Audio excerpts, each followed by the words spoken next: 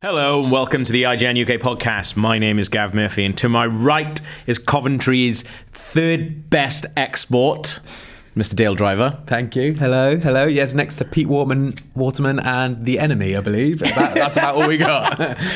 I didn't know you'd have something prepared. That's brilliant. And to my left is, I don't actually know where you're from. You don't know where I'm from? The moon. That would be amazing. I'm from Watford. Watford. We have, what do we have? We have a giant hornet outside one of our McDonald's, and it's really cool. It hangs there. So in terms of you or the hornet, which is the best export? So technically, you can't export a statue of a hornet. You can't. So you're saying you're Watford's premier export? Oh God, that's quite the claim, isn't it? But yeah, we'll run with it. We'll run with it. But anyway, you're a listed judge. I'm a listed judge. Oh yeah, that's my name. So this week, E3 happened. It did indeed. It's still happening because this is Wednesday when we're recording this. So if something massive breaks that undoes all this, then fuck it, doesn't matter. No, I'm not bothered. Doesn't matter. We're not Future us's problem. We're not curing cancer here. We do podcasts and videos about video games and movies, so it doesn't matter. None of this matters. We're just hurtling quicker and quicker towards the abyss. A brand new game comes out where you cure cancer? Well, we'll have to re-record. What were your highlights then? Alyssa, you kick us off. Oh gosh. Well, my biggest highlight was Death Stranding, the new game from Hideo Kojima. That's such a hard title to say, isn't it? Terrible name. Death Stranding. I keep wanting to say like Death Standing or Standing, but even that doesn't make sense. Like okay, the title is the worst part. And this is also from the guy who came up with the word transferring as well. So I wouldn't worry. It's not a great titling convention. Also, the title's not the worst thing about it. Actually, you say why it's good, and I'll tell you why it's shit. You'll be my foil.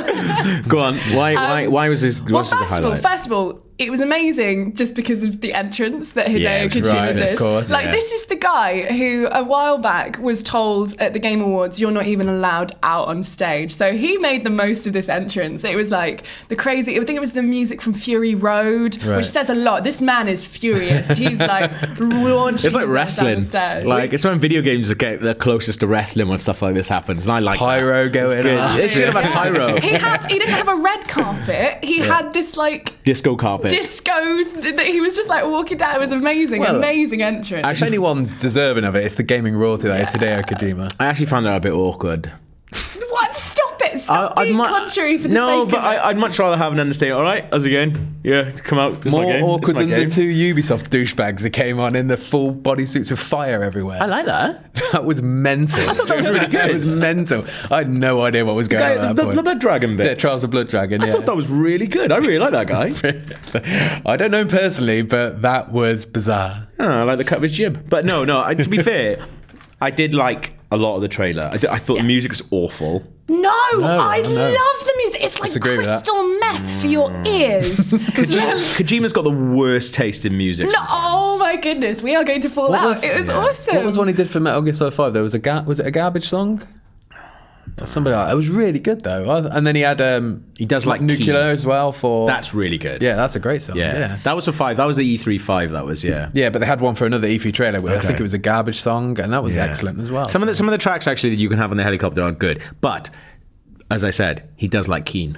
So. Well, I think the thing with this song and with the trailer in general, it was packed with kind of hints. I mean, it was typically Hideo Kojima in that it raised more questions than answers. Like, clearly, this is a brand new IP. We don't know anything about it. But what we saw was quite confusing. And I think the song kind of summed that up when you delve into the lyrics of it. Yeah. There's this real sense that this is a massive comeback for Kojima. Like, he's been through a hell of a lot with Konami. This is the first time he's breaking out by himself. Yeah. So the lyrics are like... never found, waiting for my words, seen but never heard, buried underground, but I'll keep coming and make your heart proud. And that's like repeated over and over again through the trailer. There's a sense that he's kind of like, he was literally silenced by Konami. Yeah. And then now he's coming back. This is his brand new kind of baby. And literally, there was a baby in the trailer. Yeah. There's all the, like, this is a man who, normally I wouldn't read into a trailer this much, but this is Hideo Kojima. He loves kind of allegory and symbolism and kind of teasing and kind of making fans second guess what he's going to be doing next. We saw that a lot. It really looks like there's this Japanese comic artist called Junji Ito, and we had Guillermo del Toro in the old studio a while back, and when he was going to be working on this horror game with Kojima, they had Junji Ito come on, and he was doing a lot of the art for the game. And if you look at some of Junji Ito's comics, they're so much like the sort of weird visuals that we saw in the trailer. So I wonder if that relationship between Kojima and Junji Ito is still going on, and he's actually going to be using him for that. I really hope that's the truth. If you read the book called Gyo, which is amazing, and it really reminded me of what we saw in that trailer sort of thing. But like, you made a really good point, which was... Which one was it? I made lots of good points. You do make lots of good points, but about Death Stranding in particular, and basically, like, we're not going to see that game for years. No. 2019 minimum. He can do whatever he wants. I think it'll be out in 2018. I think it's good. No way can it be out in 2018. Look at his track record. He always takes about 3 or 4 years. You can't do that. I think they rushed You can take 3 or 4 years with Metal Gear, Yeah. fine, but this will be out in 2018. No, I think we could even like not see this until 2020 potentially. Absolutely up in the not. stakes. Yeah. Up in the stakes. Absolutely not. No, I really think so because you know, like I just said, this means so much to him. Clearly, Yeah. this is like. I don't know. Does it? Yeah, this is it's like, well, it's like Nah, even I think you him- can take that long. You can take that much time with something that you know is going to do well. No one is giving him 4 years. I mean, it's his own company. So he can do whatever he wants. Yeah, I suppose. but exactly, it is his own company. He can do whatever he wants. He has this partnership with Norman Reedus that everybody adores. Why? And, like, Also, I don't understand. I really don't get this, right? all right. Everyone's losing their shit going, oh yeah, Norman Reedus. Who cares? Like, he's all right. I liked him in Blade 2. Like, you know, what else he had except for Walking Dead, right? The only he did 999 recently, didn't he? I didn't watch that film though. is he's the other one from Boondock Saints, right? Right, yeah. He's one of those. Yeah. Again, he's all right in that. He's all Like, right. why, everyone's going on about this. Like, I can understand Kiefer Sutherland. You think, okay, he's got some like acting chops. Yeah. We've seen him do. What has Norman Reedus done that everyone's so excited by? I think people just Bearing in mind, Hideo Kojima likes Keen. I can't stress that enough. I think it's a case of he just had him in that PT, and it's almost like delivering on a promise, isn't it? It's like, well, I'm doing this game whether you like it or not. It's completely different. By the way, what sort of game do you think Death Stranding is? Well, No idea. Hideo Kojima has said that it's going to be an action game. I thought puzzle game. well, I was going to go for a puzzle app. Just because the trailer is so puzzling. I just love it if it was something completely out of left field. Yeah, no, Yeah. he has said it's going to be action, but, you know, this is Kojima. I bet you it'll be an action game, but it's going to have supernatural elements. It's going to have something a little bit creepy and offbeat. It's not going to be an action game as we know it. And this is why I think it should be a 4-year development cycle, because this is a brand new IP. Something new can be brought to the table. He can reinvent the wheel in terms of what we expect from like action genres, bring in something completely new. I would want him to take more time over it. Well, 4 years is too long. He was recently doing the tour to get a game engine, so they Yeah. haven't even got the groundwork laid out. Also, 4 years, like, you can do a presidential term in 4 years. And he's just going to make a little game, is he? For 4 years? This is the thing, right? I know we spent a lot of time talking on Death Stranding, so we were going to do two highlights each. Maybe just do one each. Just do one each. But why... This is the thing, right? Do you guys like Arrested Development? Yes. Do you like Arrested Development season? Do you like Arrested Development at all? Have you seen Arrested I've Development? seen This is going to be bits of it, This is going to be but- slightly lost on you. Yeah. Okay. But I'm going to do it anyway because I'm sure there's a lot of No, people no, I'm like sure it. it's a brilliant So, reference. Arrested Development, Series 1, Awesome. Series 2, Awesome. Series 3, Awesome. Series 4. Absolute dog shit. Yeah. So what happened in Series 1 to 3 is they were confined and they had to bend to a studio's rule. And they even referenced that in the show several times. And they as reference well. it in the show several times. It's like quite a really punk rock series in that respect, Yeah. where, you know, they were always taking the piss out of the fact that they were bound to the studio all the time. Please tell your friends about this show. Exactly, yeah. It's hilarious. Really, really good, because that's the kind of show that it was. When they were allowed to do whatever they want, because they went to Netflix, show was cancelled, then they went to Netflix, and they were basically allowed to do what they want. So they would take off all the constraints that they had to work within, and it wasn't very good. That's not Some the full people- story, though, because they also had other constraints. I know as well, but like some people's creativity, like you thrives under rules and constraints. Yeah. Whereas I think give Kojima like, I don't know, complete free reign, and it could be an absolute I do see your point. shit show. The terror like season 4 of Arrested Development. With a blank page. Blank pages are really scary, and they are incredibly open. But I think he hasn't got a blank page. He's got pictures of like just whales bleeding on all of his notepads. What's this? What's in his notepad? It's just all whales bleeding and crying. Yeah. They're all eating noodles. That's a game. As well. That massive ramen noodles. oily, slick blood that Norman Reedus sees on his hand. That's what Kojima does with a blank page. He just does finger painting. To be fair, I'm being really mean. I did actually really like Death Stranding, the trailer. I think like as a piece of, I guess, art and. It's really interesting in that way. I thought it was a really exciting addition to have to the press conference. I didn't expect them to roll Kojima out so quickly. No, and what's really interesting about the conference is PlayStation really kept fans happy by just having gameplay trailer after gameplay trailer. Normally they'd bring on a developer who'd talk through the game, do an introduction, but no, the pacing was kept really quickly. Yeah. Kojima was the only developer that they brought out to introduce his game. Like, he had special standing in that sense. And to be fair though, like we talked about this the other day in like just a meeting about what developer, because like we get movie people in all the time. We get like actors and directors and stuff in all the time. But, you know, developers, how many developers could you say are on that kind of level? There's a handful. Miyamoto. Yeah. There's not that many at all, which I mean, like, you bring Kojima out for what it means. I think that's really, really good. Yeah. Let's move on. We've talked about this a lot now. Move on. Dale, what was your highlights? I did 2, but considering we're going out to 1, I'd make the 2 really quick. Yeah, we can do it too quickly. The first was South Park, The Fractured Butthole. So good. Yeah. Amazing display. Yeah. The fact that they brought Matt and Trey out there, I think, helped immensely, because you get all these press conferences, people just trying to make jokes all the time, and it always falls flat. But these guys are actually funny, and like they were just them talking was funny. Absolutely. And that made it so much easier to watch. But the reality is, I thought The Stick of Truth was an amazing game anyway. So good. Loved it. I loved South Park.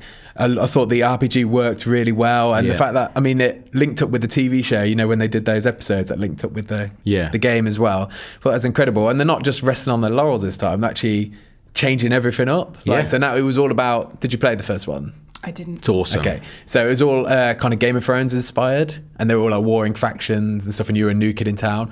But this time they've gone for a superhero show, superhero inspired, and it looks fantastic. It's a really good take on the Marvel Phase program and things like that. The trailer was really incredible. Funny, I loved the Civil War element that they're bringing in. They've just got their finger on the pulse. Do you know, on that trailer they had the big wall behind them that had the plan? Yes. So I paused it earlier just to read a few things, and there was little notions like Kenny's Netflix series, which was addressed. That's funny. There's one that was in brackets that said direct to video.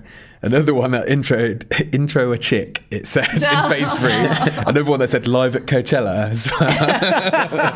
I just thought that's a great attention to detail. I love South Park anyway. I think that's what I like most about the Stick of Truth is like the attention to detail, the stuff in the background. Absolutely. There's so many just throwaway jokes that you might never see. But they showed it on stage as well, you know, like things like if you don't leave a room for a certain amount of time, like Cameron was like, seriously, there's the door over there, what are you waiting for? I told you to leave. Little things like that, all these detail, all these things you look at, and then it opens all these dialogue trees, and you get dialogue written by the guys who write South Park as well. So if you love South Park, it's fantastic. I'm excited for that game. I think it's going to be really, really good. Totally. I'll do one of my highlights, and then we'll come back to it. Yeah. We're racing through these. That's good. Yeah. So one of the biggest things that I really liked was the Resident Evil 7 playable demo thing. Yeah. So they announced Resi 7 as basically.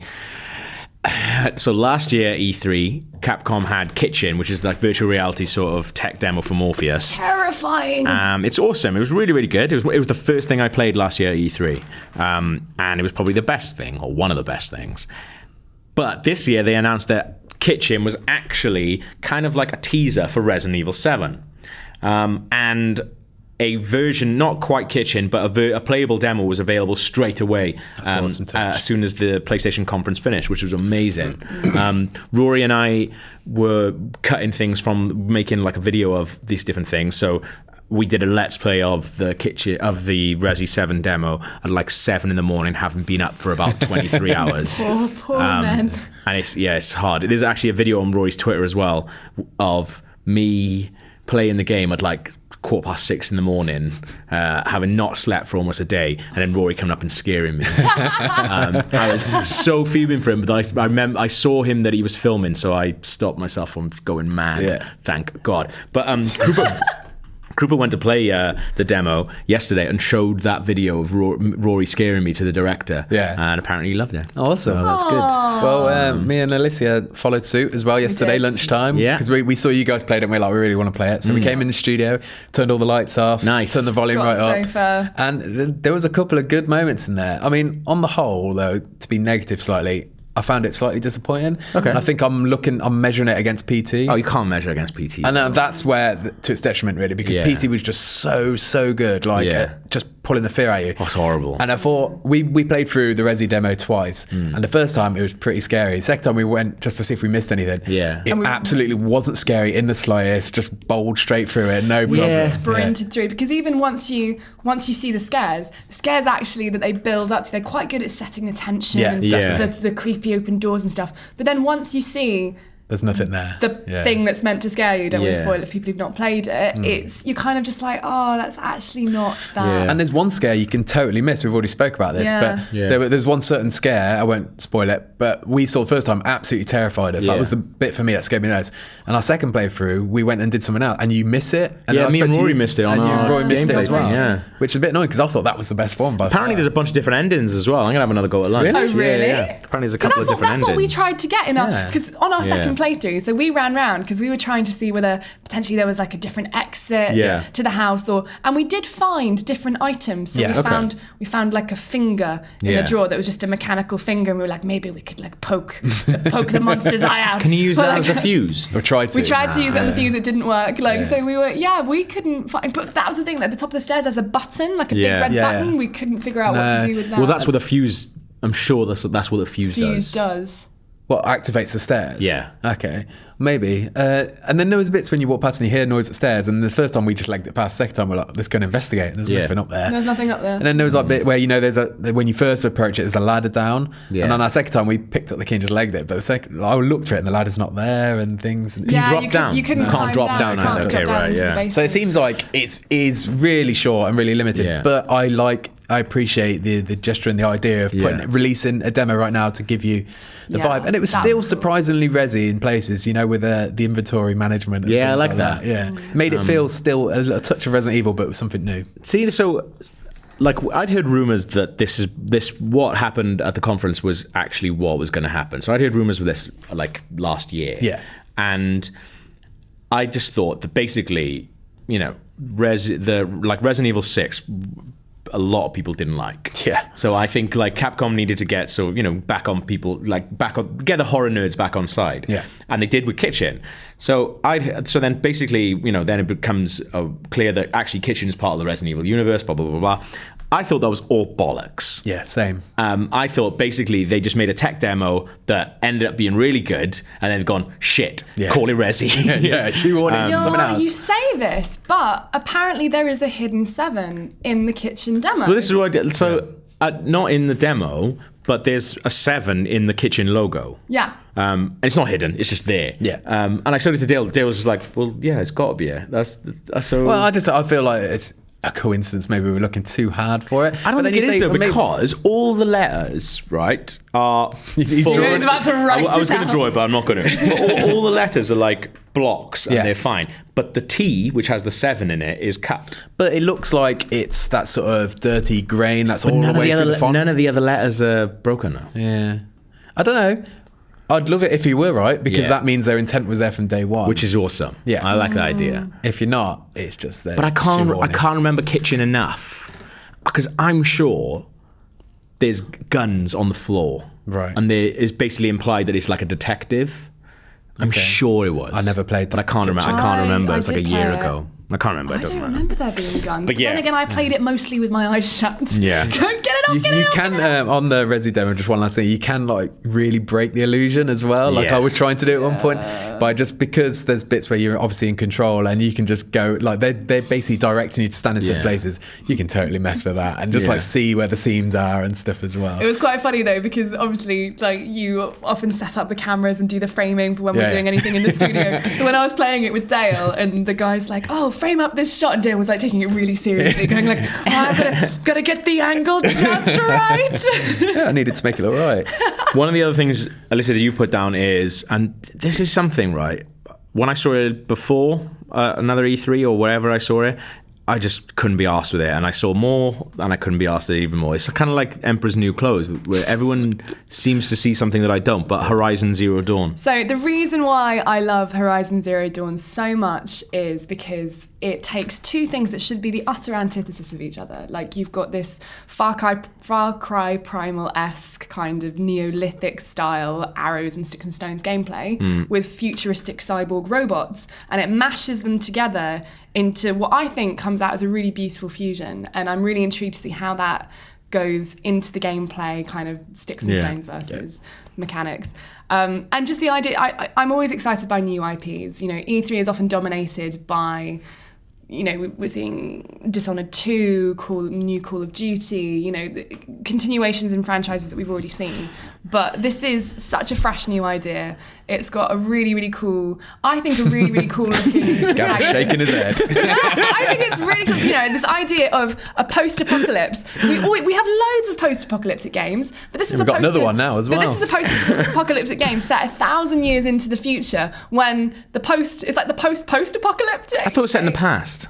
No. I thought it was set in like a weird past. No, it's after. So the future. In the future, the world has been destroyed, and 1,000 years on, right. So we've been reduced to kind of sticks and stones tribes people under the thumb of this kind of mechanical robots. world where robot dinosaurs basically rule the earth. Didn't know all that. Do you know? And that's really cool. Yeah. Do you know why I didn't like it? You're going to say something like, "Oh, her hair was weird," or no. It's because all the bells and whistles of the game, and it does look cool. It's like giant enemies and shit like that. All that, and the gameplay they showed was you going after a boss and shooting bits of yellow on the boss. Like, it's a Capcom trope. That's Zelda. Yeah. Like, that's such old ideas of just like shoot for the thing that's glowing. Yeah. And I was looking and going, that looks boring as fuck. Well, I mean, Guerrilla Games, who make it, they're the guys who made Killzone, so their background is doing first-person shooters, and this is the very first open-world RPG that they've kind of created. So, I mean, we've not that's the only bit of the gameplay that we've seen, and obviously they're going to be taking tropes, learning from what other people have done, and I think the true innovation here comes in the concept, and hopefully further down the line we'll see that they've done something slightly cooler with the gameplay. I disagree. Like, I mean, the concept sounds interesting, but it's not the reason why I'm interested in the game. And I think that's just the core mechanics. Like, it looks fast, it looks fluid. There's lots of, like, you know, when she's sliding through her knees, and there's quick fires of bow and arrows, setting up traps.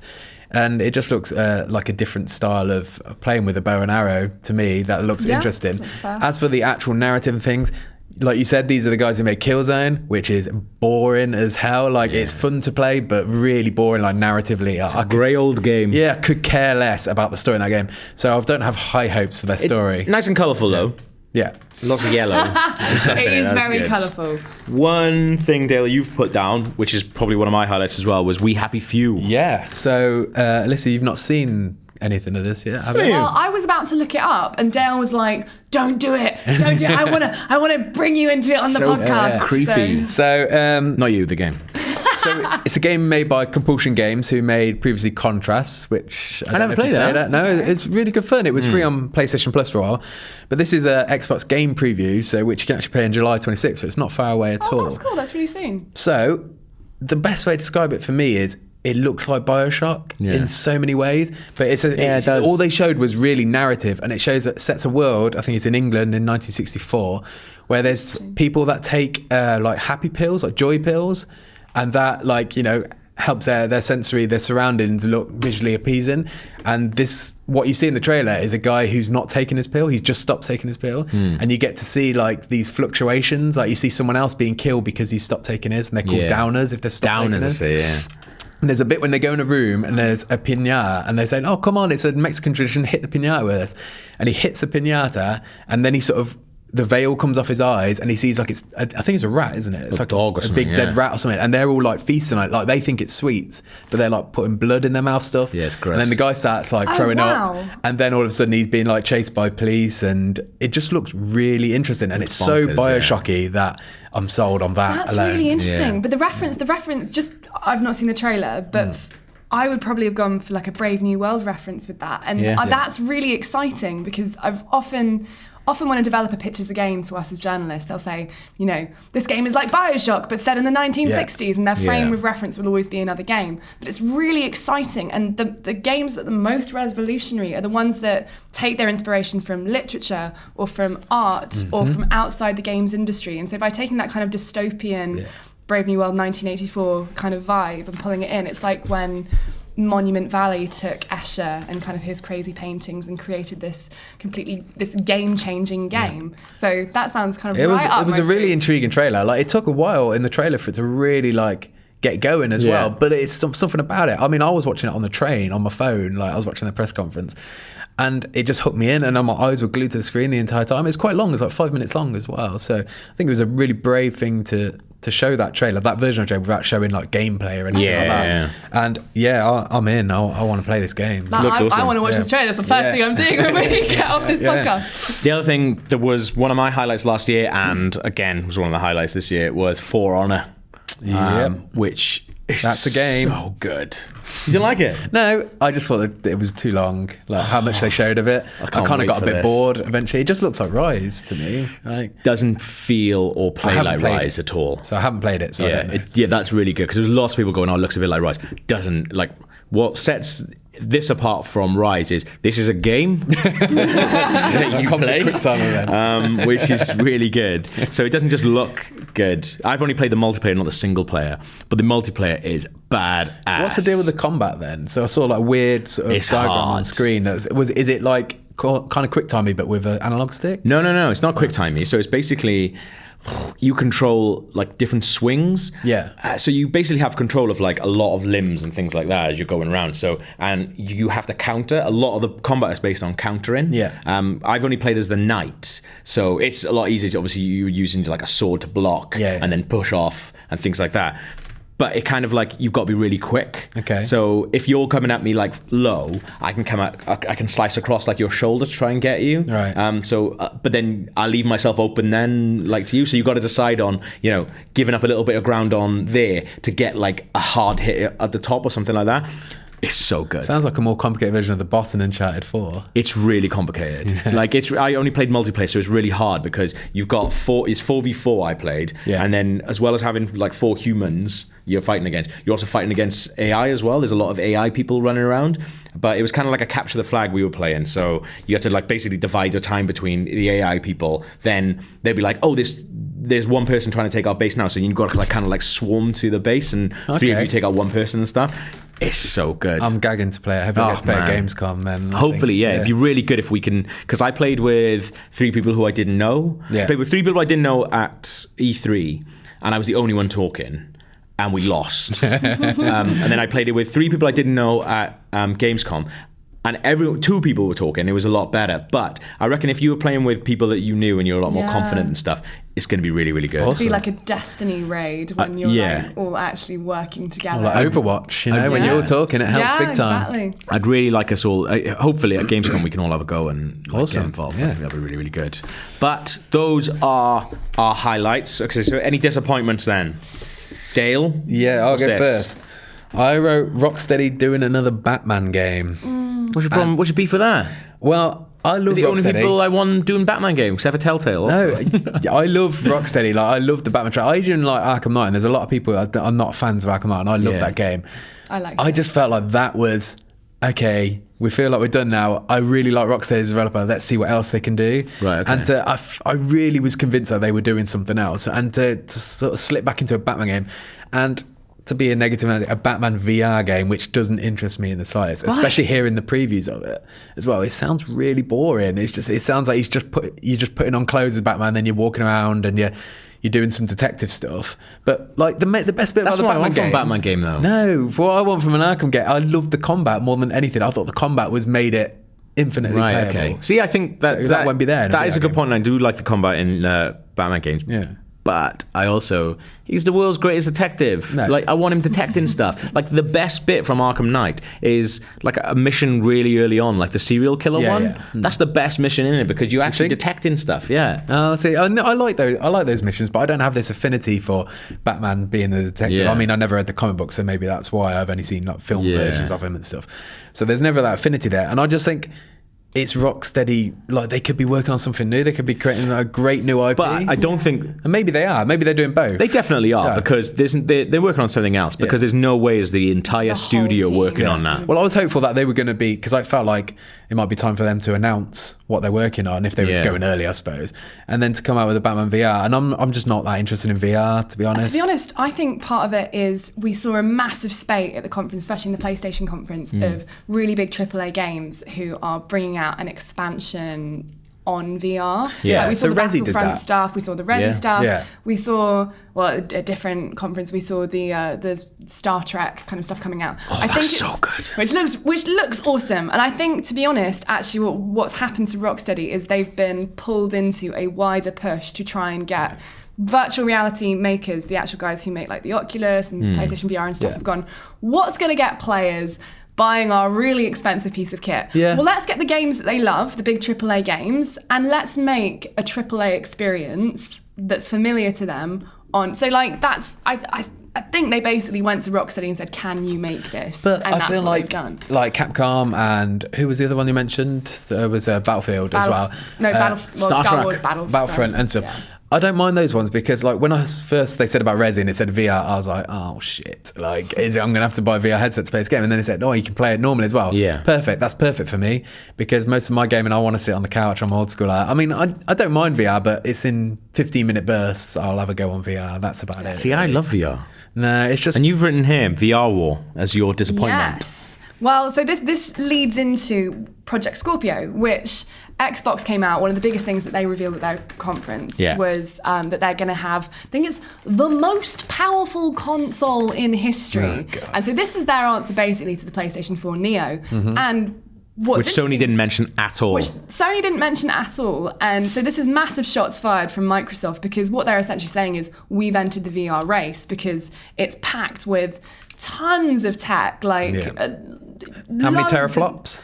What about gigaflops? I did write it down. 6 teraflops of processing power. They've got a brand new CPU and GPU, and the idea is that now, we're going to see virtual reality on Xbox, whereas before everyone's just been talking about. Did you think that's what it was all VR. about? I felt like it was more just a power move, as in saying, let's get out the gate first, let's make our specs more powerful because we want to win. We want the moniker of being more powerful console. Well, I mean, that's definitely an element, because when you break down some of the games, like one of the Assassin's Creed games, both consoles had said that they, process at 1080p, but actually when you broke it down, it was only 900p on the Xbox compared to... That was a lot of games. Like a lot of games, that happened. So with this new console... Couldn't give less of a shit about that. But people really anyone who does is an idiot. Oh,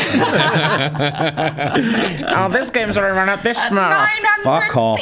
I'm usually like that with frame rates as well. So like sometimes I don't like it when games are running at 60. I mean, I can tell the difference. Good part, of course, of my job, really, but it doesn't bother me. If it's game's locked, that's all I care about, just being locked. I think with the war of the consoles, because the line separating Xbox and PlayStation 4 is actually so thin, stuff like that, when it comes to people researching their consoles, makes kind of the difference, which I think is why they're making such a big deal of it. But crucially, I do think that virtual reality is a massive part of this move. But it's kind of, for me, I don't know, this whole... I've put it in disappointment just because... it's just very kind of cat and dog kind of. It's I don't think it is. I don't feel like it is. I don't feel like Microsoft did they even mention VR? I think they got a deal with Oculus. It was part of it. Yeah. But it doesn't seem like that's their big push. Yeah, I didn't feel like it was like cat and mouse or anything like that. I think maybe they're finding that VR doesn't work on Xbox One, so maybe they've done it. But I mean, it wouldn't work with the specs that Xbox have, so they've brought out this brand new console. But I haven't bought an Xbox One yet, let alone Project Scorpio.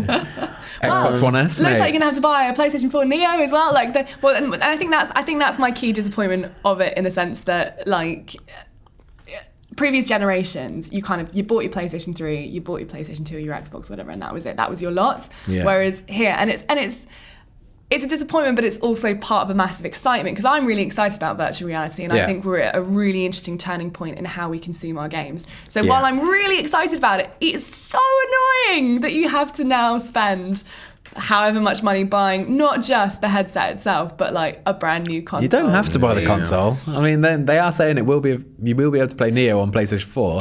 Whether the experience is lacking and how long that will last for, that's who the knows? thing. It's the experience, and like, probably at some point you are going to have to buy a new console, because the virtual reality games are going to become so much more powerful, and the experience will become better and better, and we won't be able to play it. This is banking on virtual reality games taking off, which I'm still skeptical about. I'm not sure if it's I think they will. I think they will. Sure. The games that I've played, especially I did the Toy Box demo at last year's E3, which was just that convinced me. Yeah, it's amazing. It's so much fun. Maybe I just haven't played enough games. I've only done a I think handful. that's what it is, So I'm looking forward to trying out some more, but I'm skeptical as it stands. My disappointment was, and I really thought we were going to see something, and I actually thought we were seeing it, and then it turned out there wasn't Naughty Dog doing it. Days It was Gone. Bend. But there was no Naughty Dog. Yeah. And Crash Bandicoot does not count. Yes, it does. No, it doesn't. It was made by them originally, so... I generally thought we were going to see something from Naughty Dog about what they're working on next. What did you want to see? The Last of Us 2 would have been the obvious one, wouldn't it?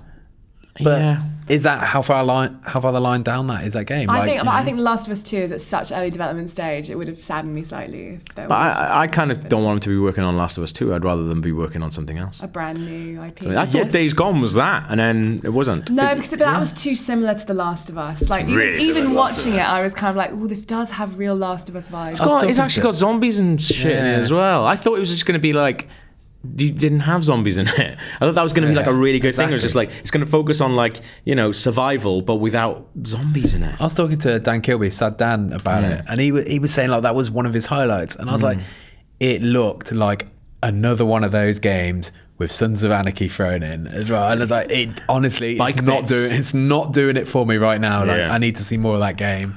But but I was disappointed not to see any Naughty Dog. But I guess it is super soon after Uncharted has come out. Yeah, but they've always been working. Like I think Uncharted 3 and Last of Us were making them in tandem, weren't they? So who knows how far down? I think without a doubt they're doing The Last of Us 2. How far down the line? No, it they is. definitely are. Yeah. And hopefully they're working on something new after Uncharted. Maybe that's where they start as well.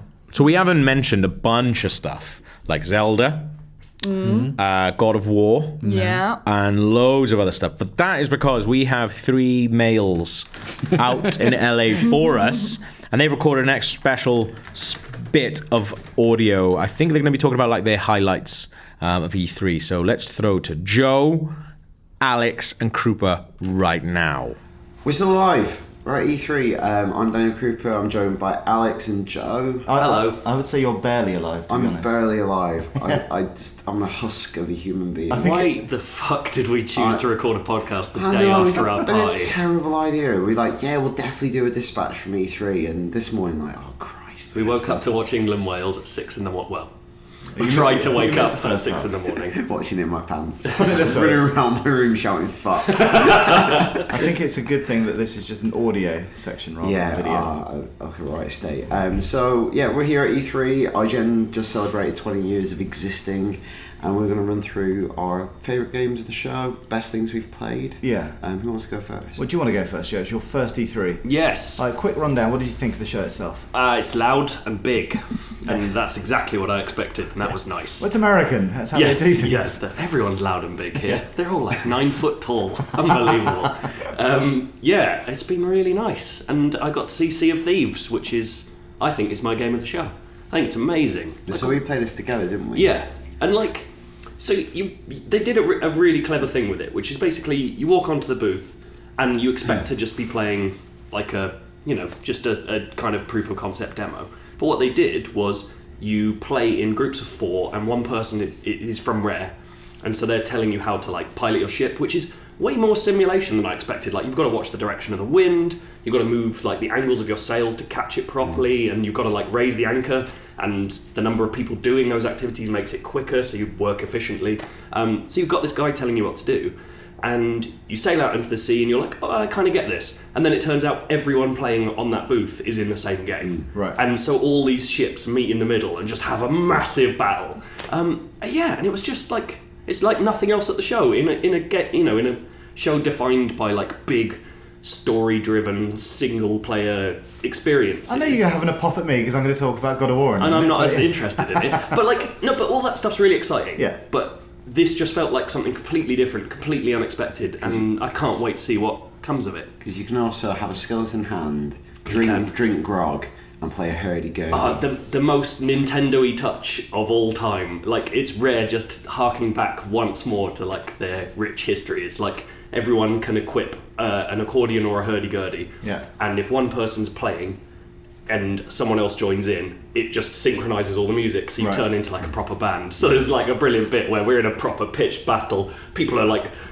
repairing the ship below deck, we're filling with water, and me and Krupa are just on deck just playing Ride of the Valkyries. Accordion. But you need that kind of support. Levity. Yeah. We were raising morale. Oh, it was so good. How does it work with, like, so how many people per team? 5 or 6? There were 4 or 5. I think there was 5 in our crew. Yeah. But I don't know what the actual limit Well, no, is. so It's an open, like, it's a big shared world. Right. Yeah. We bumped into one of the Rare guys, I think he was the creative director on the game, and I basically said, like, okay, I get it, but, like, how does the game work? Like, what do you do? Yeah. And from what he could tell, it sounds like, you were saying it sounds like they don't quite have it set in stone yet. And I think it's like reactive development. I think Yeah. they're constantly playtesting it and seeing what people like to do in the game and going, oh, let's flesh that out more. Let's give people more of that. Right. So it's a very, like, sounds really wanky, but like an organic kind of development process where they're reacting to how people are playing it. Yeah, and like, but his basic idea is like, you will be able to join this game solo and you'll have a little boat to yourself and you can go and explore and see that world. Yeah. Or you can join with a crew of friends, or you can join with a crew of strangers. And I'm almost most taken by the last one. Like, I'd love to, for all of us in the office to be playing together at some point, but I definitely want a profile where I'm just joining random people and like getting to know a load of guys on a boat. Just like, that's what he's always said. I was going to say, is this his something most you've requested always experience? wanted to do? that's absolutely it. I should be in the Merchant Navy. But yeah, it just seems like exciting and weird and different. Alex, would you like to talk about one of the big brash noisy games? Yeah. So God of War was shown at the press conference and we were sat next to each other. And after Ascension, which I reviewed for the site and I've spoken about many times on the podcast, which that just killed the series for me. But I thought the reboot, for want of a better word, looked exceptional. So obviously the demo they showed is with Kratos and his son, and it is the same Kratos. It is. However many hundreds of years. So he's just later. like survived, like he can't die, I guess. I guess not. I read this really nice quote where it's like he regards being a god a curse. Like, I wonder if he's survived and he's eventually got to the point where he feels like he can have a child again. And so I went to a behind closed doors thing, and they weren't talking about the son or the mother or any of the backstory and how Kratos is where he is in like Norse mythology. But I just thought it was a brilliant reinvention of the game. It felt like God of War, but at the same time, it felt exactly like Last of Us. Actually, it's like I was going to say like a post Last of Us version where it's like we can't just keep doing the bit where it rips people's heads off. I really wish that leak hadn't come out, a couple of months back where they said it was going to be Norse. Because imagine seeing that for the first time. Like that change is so great. But like it's still knowing that it was going to be Norse. I expected it to be the same God of War. Yes. Absolutely. To like open with that kind of extended gameplay demo, which was just a world away from what that series is. Yeah, it was really impactful. You're with your son through the entire game. Apparently, that's some quotes I was seeing. Yeah, and like again, they spoke briefly about it, but not in too much detail. Like during the demo, you saw them like get XP for stuff, like runes to unlock more powers, and apparently that's stuff that you share across both of them. Right. And like you indirectly control your son, like when you're fighting the troll, you tell him to fire the arrows at him and stuff. I hope I don't hate my own son. He doesn't seem to like his own son. He's really angry. Like when that bit where he's like disappointed with him, and then like Spice and Rage as an option. Yeah. It's like just absolutely bollocking him. But even little shot him with an arrow, to be fair, I'd be livid. Even little touches where just after he's killed the deer and obviously the stag and he has problems And doing he just it, holds his and hand he was behind just him. about to pat him on the shoulder and then he doesn't do it and it's like, he's come to terms with Be a good all dad. this kind of stuff. Yeah. It's like, I think it's, a really I interesting didn't think we'd be direction. having that conversation about God of War. No. It's just, yeah. That's cool. But when he does go mental, that's pretty cool as well. Like when it's properly brutal when he's punching that troll in the face. My favourite bit is the bit where he's like strangling that monster and its jaw just sort of falls off. Like he doesn't do anything to it. It's like it's so scared its own jaw falls off. But yeah, I'm very excited by God of War. My dad's higher than your dad. My dad's Kratos. Yeah. That's pretty good. I didn't see it actually. I interviewed the man who's now directing the new Resident Evil 7. Yeah. So we predicted this on the show and it came true. It was unveiled at Sony's press conference. And it's weird, like, they are calling it Resident Evil 7, but Is it called Resident Evil 7 Biohazard? I think it is. I think it's called Resident Evil 7 Biohazard. Just to get. Does that mean in just to Japan catch on. is it going to be Biohazard 7 Resident Evil? Just That would be cool as hell. just tick every box. Yeah. It's weird because like it is canon, it is canonical, it's a sequel. It takes place in the same universe as the other Resident Evil game, but everything they're saying is it's unconnected. Okay. It's like a fresh start for the series. I think there will be little allusions. I'm sure there's little Easter eggs in there, but new main character. But they're not talking about any specifics. The PSN demo that went live during the conference is representative of the tone of the game, but is actually not a slice of gameplay from the final game. Yeah. Everything they're saying is really cool though. It's going back to the original Resident Evil, which I think everyone has always wanted that series to do for a long time. And they're saying it's influenced by 70s and 80s American horror movies. Oh, that's good. Because the house that's in the key art looks a bit like this kind of Southern Gothic. Yeah. It's in rural America, and I think there's a strapline something like "The Family Are Waiting," which sounds very like Texas Chainsaw Massacre. Yeah. And I said that to the director, and he was like, "Oh, maybe." So, and he's like, they wouldn't say specific influences, but he was like, "Yeah, 70s, 80s American horror, where there's a house in the middle of like a field where you're too far away from civilization for anyone to help." Yeah. And that's really cool. I'm really glad that's a thing now. Have you seen Outlast 2? Yeah. Same thing. Yeah. Like it's that like terrifying rural cult, and you can't do anything. You just can't get away. Yeah, Like, rural they're all America, there. That's absolutely amazing. terrifying. So scary. I'm in normal America and it's terrifying. Imagine being in the rurals. And I said to the director, "Was like, where?" Like, I was just trying to get any specifics out of him. It was like, "Where's the house at?" And he was like, being so kind. He turned around and was like, "Where do you think it's at?" And I was like, Oh, come and on. I was like, "Arkansas, Up your Georgia." arse, and he was mate. like, "Oh, might be true." And I was like, "Oh, man. come on now. Have you made this game?" But it's Maybe you're making it. It's cool that it's coming out really soon. It's out in January next year, I think. It's interesting as well. Like we were talking about before. We'd heard something about it before the conference, and you'd been told that it was like a young, different team. Yeah. But it turns out that's not true at all. Like No, like it's so. Year ago, Capcom brought Kitchen, which was like a VR horror game, to E3, and what they've now revealed is that was made by the Resident Evil team that are currently working on the new game. It was showcasing their engine, and I asked them, I was like, what was the point of that? Was that a proof of concept? Was that like, what was it? Was it always planned to be this kind of Easter egg like thing that you could reveal later? That's made by us. Yeah. And they were just saying that it's kind of, they wanted to test the waters because they've shifted the game to first person, and they wanted just to like, I think, kind of reassure the team that they were heading in the right direction. And they brought it to E3, everyone was scared shitless, and they were like, "Cool, we're onto something. This is good." I'm sure this is everyone's heard this now, but just in case you haven't, there's a 7 hidden in the Kitchen logo, which is so cool. Like, Is there? Yeah, I've not the seen that. T's got a broken whatever that bit at the top Was is. that not picked up at the time? The pang. Yeah, they've cut it off, so it's like it's a 7. It's amazing. Like that's cool as hell. Obvious now. It's better than the giraffe in the Resident Evil 6 logo. Yeah. No, I thought you were going to say the giraffe in the Ubisoft conference. That was pretty bad. The clapping giraffe for a massacre. That was The good. sensitive giraffe. Well done, guys.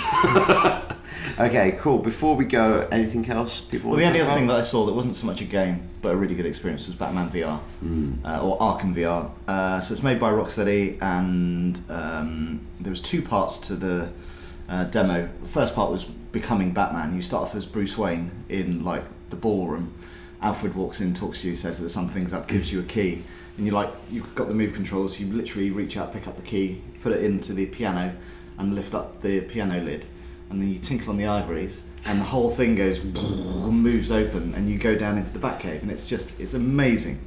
The thing that doesn't really make sense is that like you're going to be like looking around and searching and stuff, but you're Batman. Like imagine Batman just being like, like key in the piano, I guess, and such a strange. Yeah. He's just had a stroke. He doesn't move. Yes, that's really weird. But there's like when you get all the way to the bottom, then you're presented with the bat suit, and you basically suit up. So you put your hands into these kind of gauntlet things, and they all sort of strap on and lock down. You pick up the cowl, and you can move it around, look inside the cowl, and you pop it on, and then you pick up your batarangs and throw them and test them, grappling hooks. Alfred. He doesn't come down in the lift. You're on your own. And then the second part is, which I guess more about what the game's going to be, it's basically detective mode. Okay. Like you're presented in, you're dropped into a back alley, and Nightwing has had his neck broken. Which I thought was like, what? I know, right. I can't imagine can't imagine they'll use a character like that in the real thing. But anyway, and then you have to kind of use his detective analysis thingy, I can't remember what it's called, to kind of fast forward and go back through time to sort of see what happened to him. And somebody who he knew, because he was caught off guard, punched him in the face and snapped his neck. Unbelievable. But somebody witnessed Alfred. I bet it's it. Alfred. It didn't look like Alfred. Jason there Todd. was a silhouette. He looked pretty, stacked up. Okay. Is it set post Arkham Knight? Oh, I don't know. It'd be interesting. Maybe Maybe it could be Hush. must if he's been killed.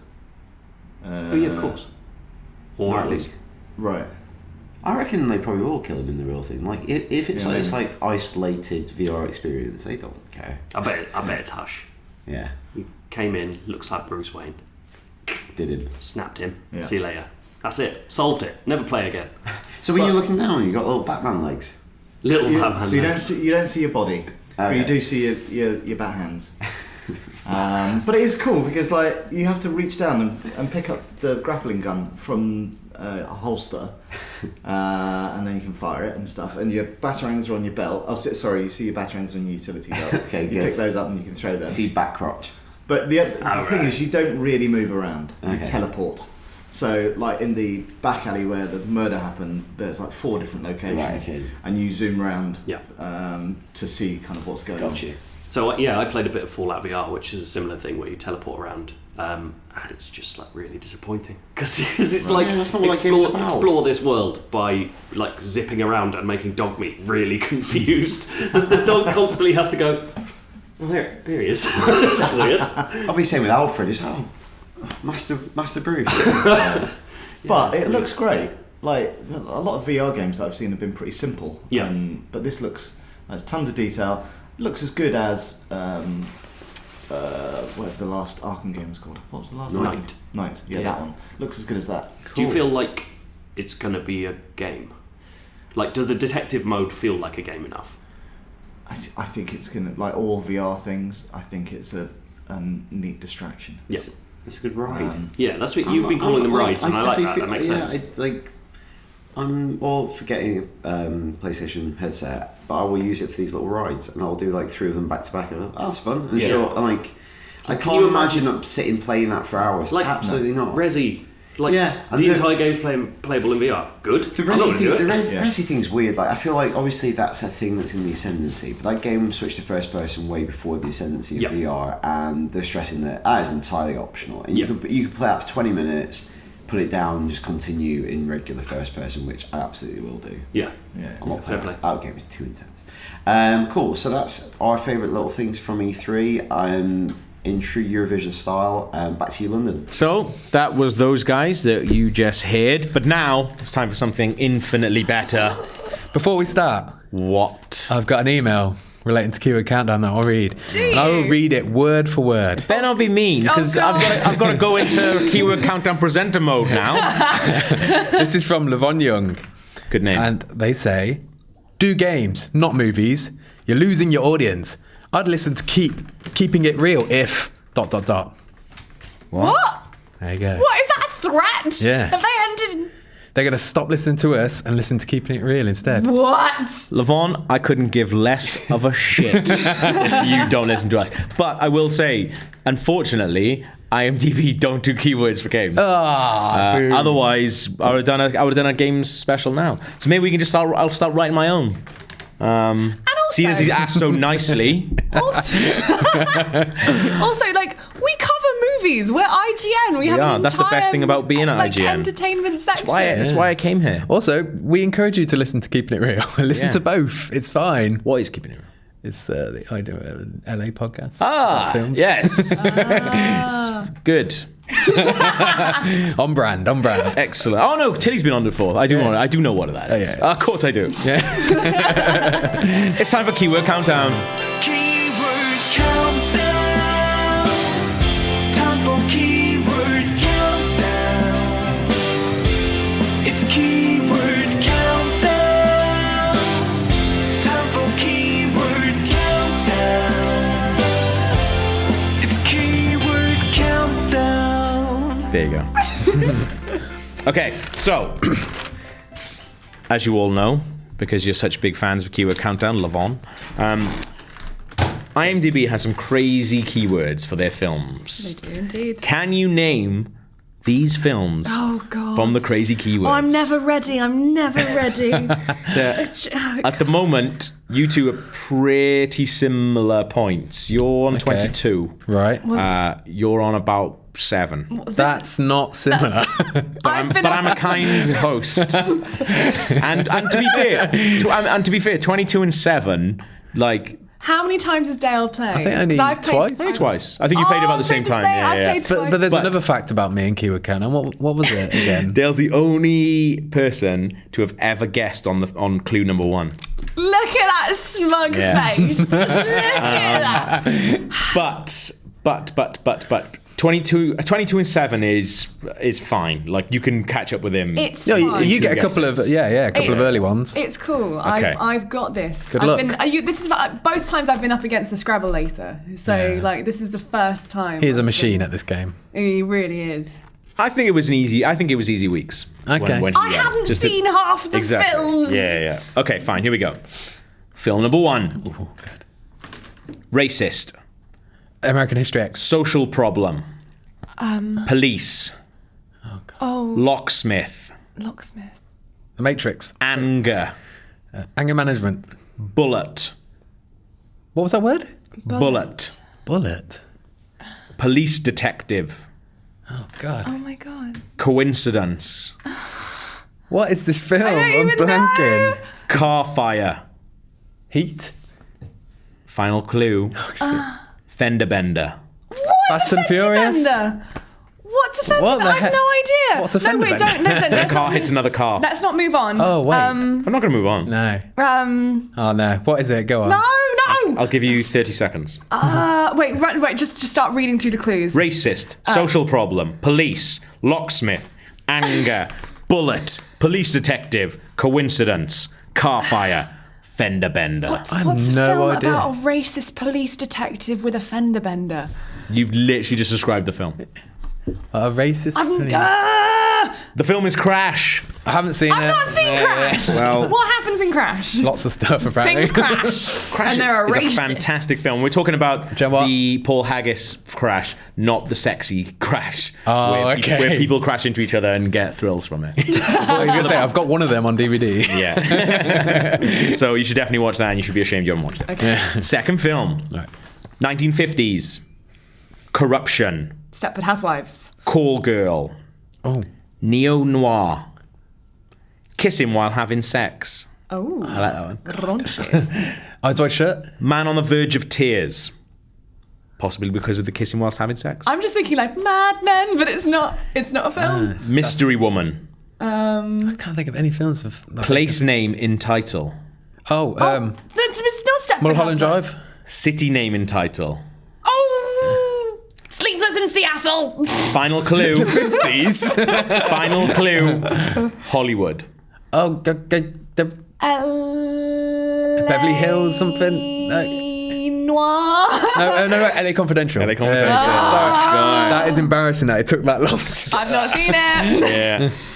If there's one thing Keyword Countdown has taught me, I need to watch so many more movies. That's 1 point to Dale. Yeah. Third film. That's on 23. LAPD. Die Hard. Train hijack. Latex gloves.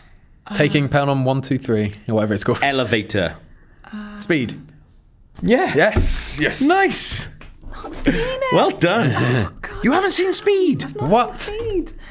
What have 7 you points seen? to Dale there. I thought, I play games. The other clue. You should be friends with Levon. The other clues: Bomb Squad, directorial debut, video cassette, payphone, burning bus, watching TV. These are all going to be action. Didn't movies, have aren't like 50 they? miles These an are hour all- in there. No, it's too easy. Yeah, but that should have been the 10th one. It wasn't a keyword. All right. Well, that's bullshit. I'm bound by imdb.com, unfortunately. But yeah, I think Lavona's given me a good idea. Like, maybe I should write my own for a game special. Yeah, that'd be cool. That would be fun. I would enjoy that. But now I feel like I'm doing it because he's asked me and not because I can't do it myself. Fuck him. Yeah. So, Sorry, Levon. clue. Film number 4. Friend. Actor. Cult hit. Answer The phone. Room. Answer phone message. Oh, Audition. Magnolia? Condom. Boogie Nights? Urination. Playing cards. Playing video games. More Rats? The last clue. Las Vegas, Nevada. The Hangover? Oh no, it's not Showgirls. No. Okay. Rayman? No. What other films are based on? Friend. Actor. Cult hit. Answer phone message. Audition. Oh, Condom. Urination. oh my God, what's it called? Playing cards. Playing video games. Las Vegas, Nevada. Oh, what is that bloody Dow, you're gonna film have called to with Johnny Depp in it? Am I on the right lines? No. No. Swingers. Oh, bloody hell. Why? Why haven't is seen it? every film? You haven't seen that? I've not seen. I've seen Swingers, so that's extra embarrassing. I don't know what to Do say. a goddamn Disney movie. Jesus, you're blowing the volumes. I don't know what to say. That was embarrassing. Watch more films. Okay, ready? Yeah. Last film. 2-word title. Okay. Chauffeur. Underdog. Die Hard. It is Die Hard. Yeah. And I wanted to say it on Chauffeur as well. I wish I did. Well done. That was 8 points there, Dale. Nice. play. That's nice. good. So play. I think you got 16 points overall. Alicia, there's nothing. I like the number 7. But, No. but the other clues: squad car, soldier strangulated, police officer shot, cocaine use, jumping from a rooftop, Christmas party, famous catchphrase. Nice. Can any of you tell me the link between all 5 of those films? They're all Go for the action films movies? again. So we had Crash, LA Confidential, Speed, Swingers, Die Hard. They're all set in LA. They're all set in LA. Oh, nice. Yeah. You get 2 points for that, which What? bumps you up to 9. Yes. So I'm doing that for all of them now. So they're set in LA, which is where E3 is set. Nice. Get it. So that was the link, and that was I'm proud I got something. keyword countdown. So now, Hang on. One of them was set in Vegas, wasn't it? no, they go to Vegas. Oh, okay. But it's Sorry set, to it's derail. set, it's set in LA. So now another new feature. We get sent a lot of stuff. Feature. Yeah, it's called "What's in the Box." In the bar. I've been sent a box, and I want to know what's in the box. Can I think this is literally turning into you opening your post. yeah. Like on the show. Well, no, because I thought, can we guess what's in this box, right? Okay. So I'll describe it for you. It's a brown cardboard box. Then on the Okay. top it says Lego Star Wars: The Force Awakens Buzz Kit. What the frick is a buzz kit? What do we think a buzz kit is? Oh my Kit. God. It's full of bees. Bees. I feel like an alarm clock, maybe? Buzz kit. Oh, if it's an alarm clock, I want it. Yeah. Okay. Or maybe just something electronic that makes noises. Here we go. So Lego Star Wars: The Force Awakens is coming out. Can't wait to play it. It's going to be awesome. I thought, maybe the game's in here. This sticker's Is it like a razor that gives you a buzz cut? Here we go. Buzz kit. Like a Star Wars themed race. It's still... Alarm clock, yeah! Is it an alarm clock? It is as well. The alarm clock. That's amazing. It's a Stormtrooper alarm clock with... What the hell is this? Oh, sweet. Jealous. Oh. It's like a card, but there's a trailer in it. A video player inside a car. What? And it's just a trailer for Lego Star Wars, isn't it? That is elaborate. That is a waste of money. Why have they sent you an alarm clock? I don't know. It's a Stormtrooper alarm clock, by the way, so his stomach is the actual digital display. Gav, do you want Buzz this? kit. Buzz kit. Yeah, of course I do. It's awesome. Where's the game? No game in it. Did you order this or did someone send it to you? No, someone sent it to me. But... Yeah, Warner Brothers actually do these weird press things before. Did you ever see the Batman Batarang? It was basically a plastic Batarang with a trailer inside it. I think we actually did an unboxing video of it on IGN. Mental. But madness, yeah. Cool. There we go. That's what's in the box. now we need a jingle for that. Yeah, send For us that in your great jingles visual feature for an audio podcast. Send them into IGN_UK feedback at IGN.com. That's right. This guy knows. And speaking of IGN underscore and the address that you just said, where's our feedback? Where's our feedback? Well, I've got some feedback from Twitter because we put out a bit of a feeler just before the show started to see how people had kind of felt about E3. Okay. Let me go onto the IGN UK Twitter feed. So yeah, we asked what people's highlights and disappointments were, kind of running through what we were at the start of the show. Thomas McKinn says the highlight for me is the new Xbox One Project Scorpio, the new games, and that VR is coming out. So everything that we talked about, he's super excited about. Everything that you talked about, your biggest disappointment. Yeah, he absolutely loves. Rich Biscuit says that his Rich Biscuit. Rich Brilliant Fantastic name. Brilliant name. Says his highlight is definitely the Crash Bandicoot remaster. Yeah, I'm with you there, And mate. Rich, you're on in it. capitals, the Madness. X-Wing VR mission for Battlefront that's amazing. exclusive to PSVR. Yes. Those are two good highlights. I wonder how far they're going to go with that Crash Bandicoot remaster. Are they just, honestly, I want to know. Are they I just think you're going to talk about like, this really exciting Star Wars thing. No. Crash Bandicoot, mate? If I want to know how far they're going to go. Are they just going to put HD skins on it, or are they really going to like build it from the ground up? I want to again? hear the new Aruga Buga. Yeah, Unabuga. Kylo Ren's perfect hair says that Zelda really good was hair. a highlight, but as an Xbox owner, all those great looking PS4 exclusives make me sad. I don't have an Xbox One, so I'm sad whenever I see games on that. You know what to do? Kylo Ren's haircut. Was that his name? Kylo Ren's perfect hair, which sorry. is now drooping Kylo Ren's slightly in perfect sadness. hair. Save up and buy a PS4 as well, mate. Have both. Wait, or wait for the PS4 Neo if you want to get in on all the virtual reality games that everyone's super excited about. Yeah. And the last one we've got biggest disappointment from Martin Morgan. Alton Towers. It's rubbish. Next. is no Red Dead 2 sad emoji. That was never going to be E3 anyway. We knew that wasn't going to be at E3. Exactly, but he's disappointed that it wasn't there anyway because he had hope, guys. I feel like it's really close on the horizon, though. Yeah, It's absolutely. It's got to be. So hopefully they'll do their own event. They do. They just announce it. Yeah. But they never do stuff at E3. It's coming soon. What was his name again? Martin. Not Rich Biscuit. Martin Morgan. Martin Morgan. It's coming. Don't worry, it's coming. Awesome. That's almost it. So we've got a couple of things. We are actually three of us, as well as a bunch of other people, are running the British 10K. Yep. And we're running it for Special Effect, which is an amazing charity. Brilliant. How much training have you guys done?